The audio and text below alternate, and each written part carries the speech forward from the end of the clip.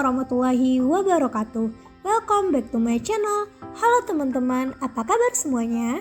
Di video kali ini Tiara akan mengapresiasi cerpen pada angkatan 66, di mana untuk mengapresiasi ini kita akan menggunakan dua cara, yaitu menggunakan pendekatan mimetik untuk melihat kaitan antara jalan cerita dengan keadaan pada masa karya sastra itu lahir.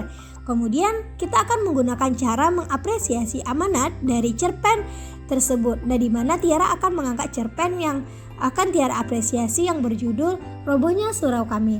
Nah, sinopsis dari Robohnya Surau Kami yaitu cerpen ini menggambarkan kisah seorang kakek penunggu surau yang hidupnya hanya beribadah.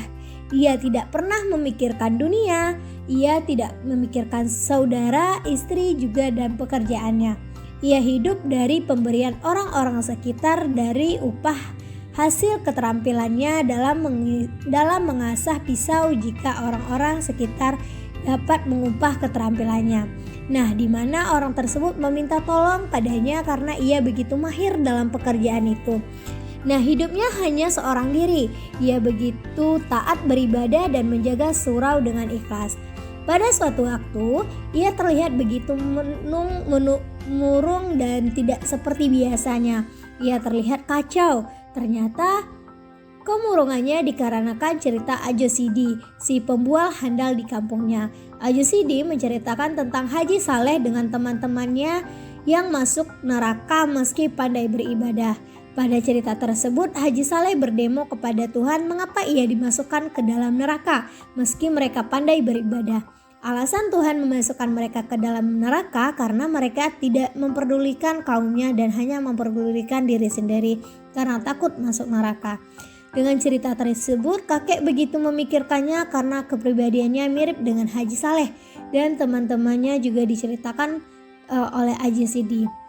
Hingga pada suatu waktu, kakek ditemukan dalam keadaan meninggal karena mengorok lehernya sendiri.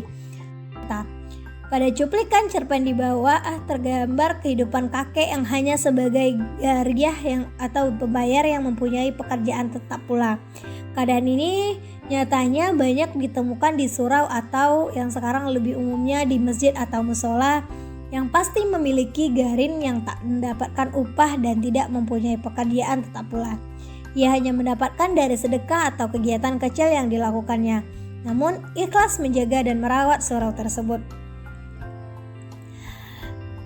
Dari menjelaskan tentang bagaimana keadaan lebih detail, yaitu dan di pelataran kiri surau itu akan Tuhan temui seorang tua yang biasanya duduk di sana dengan segala tingkah ketuaannya atau ketaatannya beribadah. Sudah bertahun-tahun ia sebagai garin penjaga surau itu. Orang-orang memanggilnya kakek sebagai penjaga surau. Kakek tidak mendapat apa-apa, ia hidup dan sedekah yang dipangutnya sekali Jumat sekali 6 bulan ia mendapatkan 1/4 dari hasil pemungutannya. Dalam cerpen tersebut juga digambarkan adanya kebiasaan-kebiasaan masyarakat Indonesia yang sering saling tolong-menolong dari yang bisa kita ambil dari pendekatan mimetik ini. Bersedekah dan tersenyum karena pada bagian tengah cerpen disebutkan negara Indonesia yang merupakan tempat tinggal tokoh dalam cerpen. Di sini banyak nilai-nilai agama masyarakat Indonesia, mulai dari sedekah, surau, dan membayar fitrah. Namun pada cuplikan ini, pengarang seakan tidak konsisten dalam penggambaran seorang kakek. Pada awalnya cerita pengarang menggambarkan tentang kakek yang taat dan tua sebagai garin seakan hanya itulah pekerjaannya. Namun ternyata pada cuplikan selanjutnya pengarang menjelaskan bahwa kakek tidak begitu dikenal sebagai garin, namun sebagai pengasah pisau. Seharusnya pengarang lebih fokus pada pekerjaan kakek sebagai garin sebagai pengasah pisau hanya keahlian.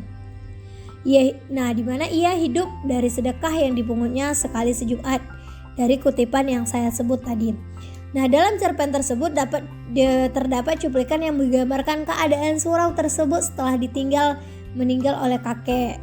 Kali ini menggambarkan kehidupan masyarakat Indonesia pada masa lalu yang tidak peduli dan lebih meninggalkan surau yang tak terurus itu karena tak mempunyai penjaga. Nah, di mana bahkan pengarangnya menggambarkan perilaku masyarakat pada surau tersebut setelah ditinggal kakek begitu tragis. Pengarang juga langsung mengutarakan perbuatan masyarakat tersebut, bahkan hingga menulis sifat masa bodoh manusia sekarang. Seharusnya pengarang lebih menahan emosi dan menggunakan kata-kata yang tidak monohok, karena sangat terlihat bahwa kata-kata tersebut bukan kepribadian tokoh dalam cerpen. Berikut cuplikan yang dapat saya ambil, yaitu, tapi kakek ini sudah tidak ada lagi sekarang. Ia sudah meninggal dan tinggalannya pun di surau itu tanpa penjaganya, hingga anak-anak menggunakan sebagai tempat bermain. Nah, di mana memainkan segala apa yang disukai mereka. Perempuan yang kehabisan kayu bakar sering suka mencopoti papan dinding dan lantai di malam hari. Jika Tuhan datang sekarang, hanya akan menjemput gambaran yang mengesankan suatu kesucian yang bakal roboh. Dan kerobohan ini kian hari kian cepat berlangsung secepat anak-anak berlari di dalamnya. Nah, pada kutipan selanjutnya juga terdapat cuplikan bahwa suasana Indonesia yang banyak orang meninggal karena terjadi perang di mana-mana.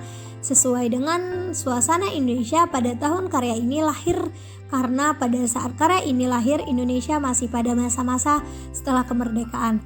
Masa-masa di mana masih banyak terjadi perang di beberapa daerah di Indonesia. Tidak hanya dalam suatu kalimat singkat, berikut cuplikan cerpen yang bisa diambil. Yaitu pada suatu waktu, kata Ajo Sidi memulai, di akhirat Tuhan Allah akan memeriksa orang-orang yang sudah berpulang. Pada malaikat bertugas di sampingnya, di tangan mereka tergenggam daftar dosa dan pahala manusia. Begitu banyak orang yang diperiksa, maklumat di mana-mana ada perang.